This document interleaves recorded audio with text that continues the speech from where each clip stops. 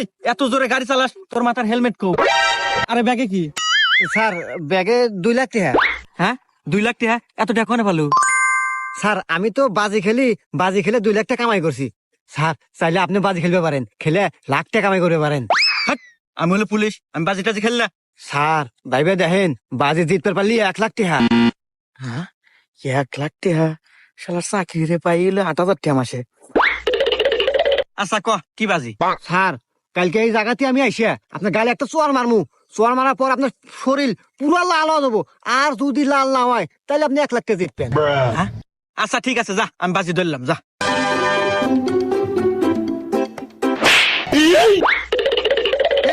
আমার গাও নালা নাই, দে দে 1 লাখ টাকা দে দে দে।